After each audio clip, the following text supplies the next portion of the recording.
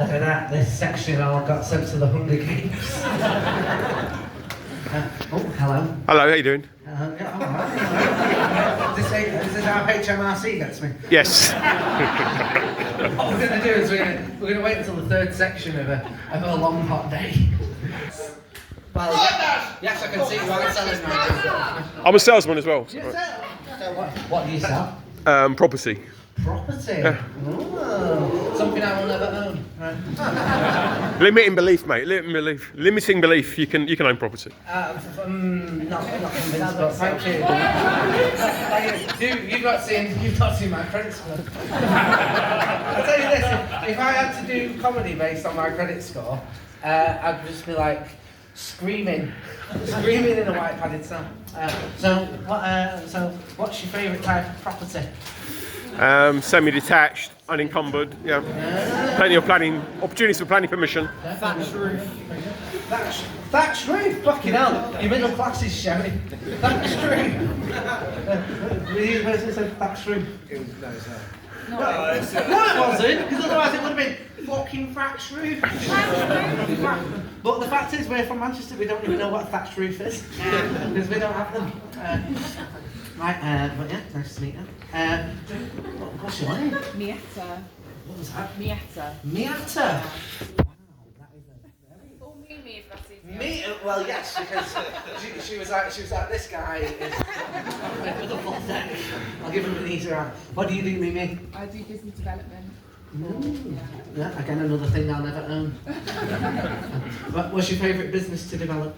I've been working with African entrepreneurs. African entrepreneur? Yeah. I think that deserves a round of applause, that.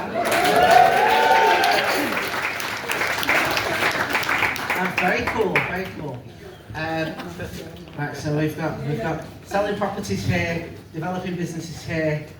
Let's find out.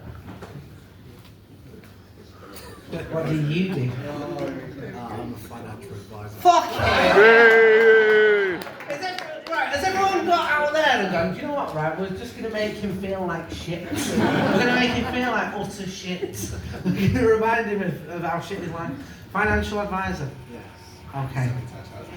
Yeah, what's your thoughts on semi-detached houses? Even better if they were thatched roof. There's a lot of money in this room. A lot of money in this room. Alright, so, have you all enjoyed yourselves so far? Yeah. I said, have you all enjoyed yourselves so far? Yeah. Right, in this section we have got 5 acts. Yeah. Right. And what I need to ask for you guys to do is, will you say Nash or thatched? I feel like we've got like thatched in there. Go on now! Go on now! Go on now! Go Nash. Look, I'm not going to tell you when Nash is on. But let's not make every single act that's not Nash. Be like, oh, I'm not Nash. Let's not happen. Go on now! No! Go on, insert Victoria, right?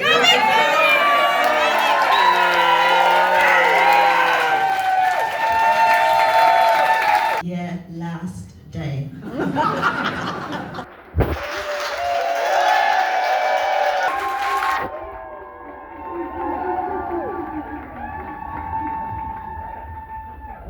I'm a serial killer. Sorry, no.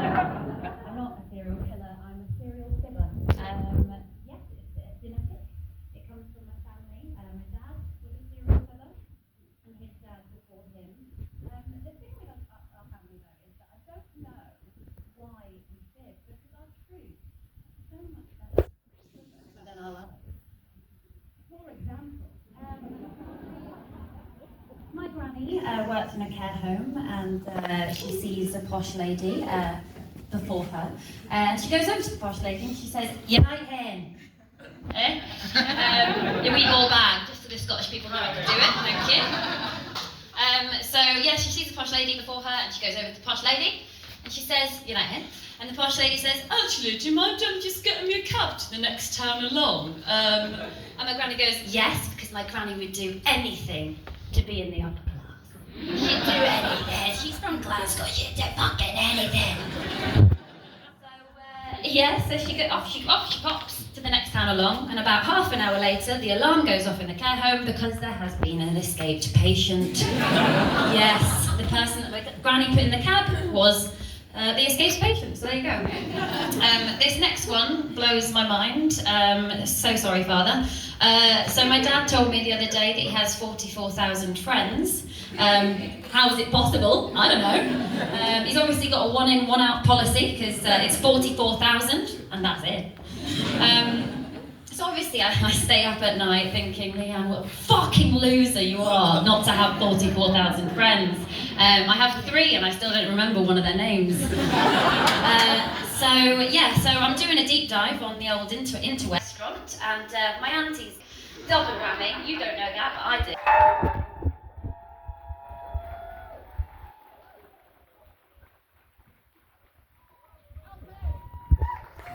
Your next act is Davina Laxmi. So,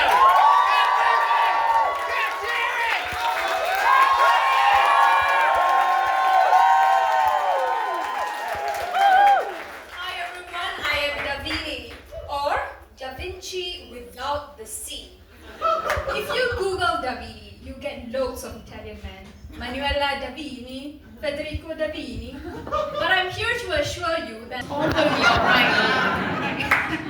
And when they finally handed me the result, all I could think of was the next time a guy asked for my news, I've got high-res images.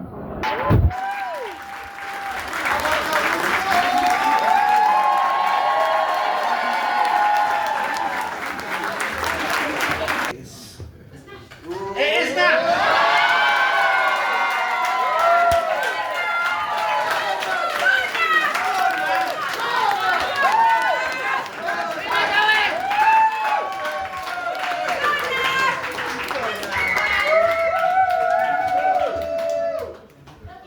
Hello everyone. Actually, I probably don't need to say who I am. But I can imagine some of you must think I'm a HR jackpot. So I tick all the boxes. I'm short, 4'1", tick. I'm brown, tick. And I'm Arab, tick, tick, boom.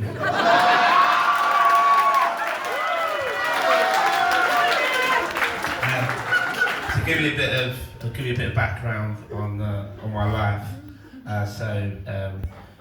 My family from Iraq, very proud of our heritage. And, we came here in the 80s after the Iran-Iraq war erupted. And just to clarify, Iran and Iraq are 2 separate countries. One speaks Farsi, the other one speaks slowly.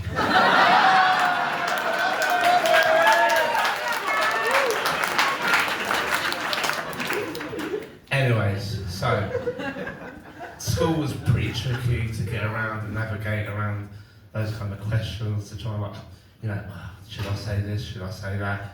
So then what happened is started secondary school in the 90s, and me, my brother and my sister, we came up with like an idea because the war erupted then with like the Gulf War with the US and Iraq. So we were like, right, what should we say when people say where you're from? So sort of brainstormed a bit. Where's Aladdin from? I said, Disneyland.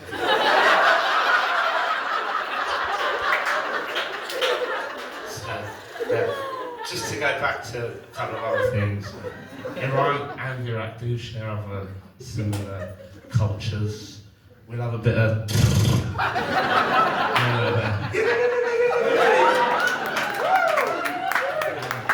Now, my mother is a big part of my life. For those of you that know me, she's massive influence on me, and actually very protective of me with growing up, because I was a really cute baby, really cute kid growing up. Anyway, so what ends up happening is my mum, as I was trying to gain a bit of independence, she insisted I go on this like blue bus to school. Now, for those that don't know what the blue bus is, it's basically where kids, if you have like a hearing impairment or a disability, you get put on that bus basically. And she was paranoid that I'd get kidnapped. And it might be like, she'd have like these mad ideas, like I might get kidnapped by like some travellers or gypsies, because they might think I'm like a lucky charm. I'll rub my shoulder, wealth will be generated, crazy shit. And it'd be like these other scenarios, so she would watch a lot of like Murder, She Wrote, Columbo, and like normally what would happen in those episodes is someone would get poisoned with chloroform with a handkerchief, and then it would get bundled in a car, right? So anyways, I had to try and like reassure Mum that that didn't happen. Anyways, the other thing of what my mum was really protective about was she didn't like the idea. So I would get invited to like sleepovers, right, as a kid. I don't know if you guys did, but anyways, my mum kind of had this like very cynical outlook on sleepovers. She was like, well, you know, you might get molested by your dad or whatever. I was like, Mum, she'd say, all right, well, explain to me what does that look like? You know, what happens over a sleepover? So I'll be like, okay, well, we're going to be watching movies, playing video games, and then she'd come back onto the food, and she'd say, so what food are you going to be eating? I'd be like, oh, pizza, frozen pizza, chips, frozen chicken nuggets, one of those. Anyways, and then she'd be like, okay, you can do that, but you can't do the sleepover thing. I was like, why not? And she goes, are you gay? And obviously I'll be a bit, I don't think I'm gay. Yeah. So then, to kind of like neutralise that situation, I'd be like, well, what about if my friend Dan comes over and stays at my place? Stays at our place and plays video games, and she'd be like, is Dan gay? Yeah. I don't know. I haven't asked if Dan's gay, but too scared to ask him because he's bigger than me. Yeah.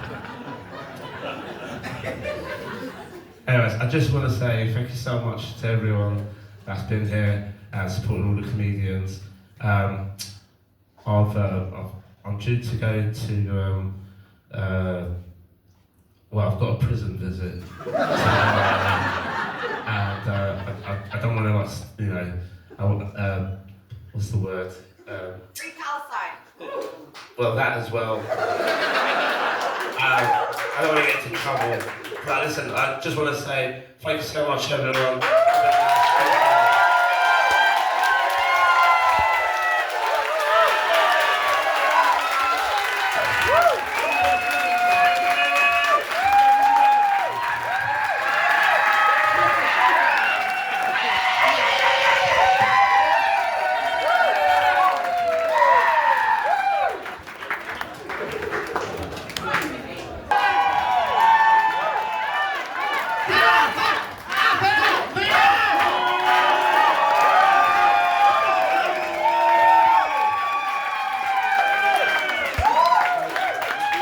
Hello, welcome to my midlife crisis.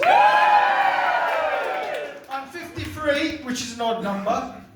Don't worry, I've done the maths. So I'm 53, average life expectancy is 79, which means in my lifetime, William will become king and die. The good news is, George is going to send my 100th birthday hologram. He's...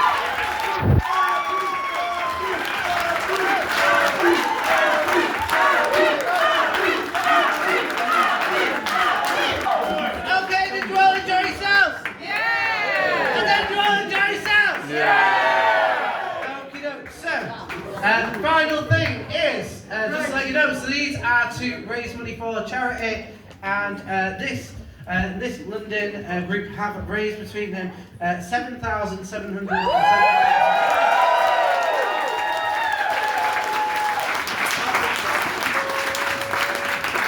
Of which there is a top fundraiser who gets a trophy.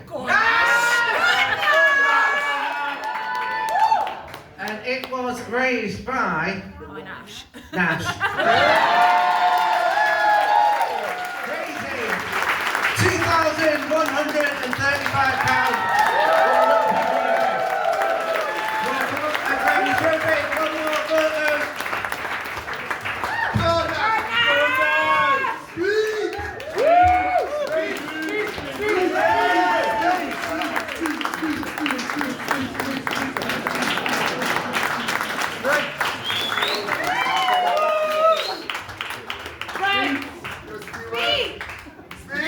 I'll talk later.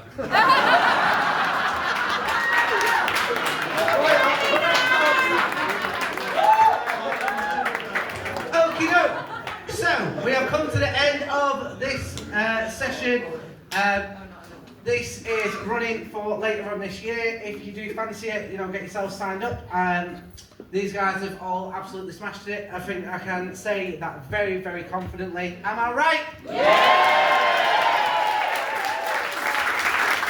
So, I'm just going to do their names and then give them one final round of applause. You saw Isabella Clark, Tara Ellis, Conan Chirek, Tony Surratt, Tony Joe, Emmy Sandem, Margaret Dallas, Richie Turner, Ricky, Stephen Leon, Latino Aaron, Sam Pomorello, Lynn Edmonds, Dean Aaron, Lucy McGrigg, Alvin Singh, Victoria, Leanne Halliday, Kamini, Nash,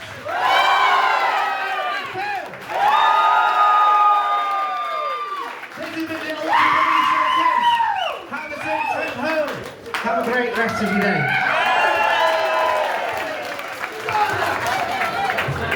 Ladies and gentlemen,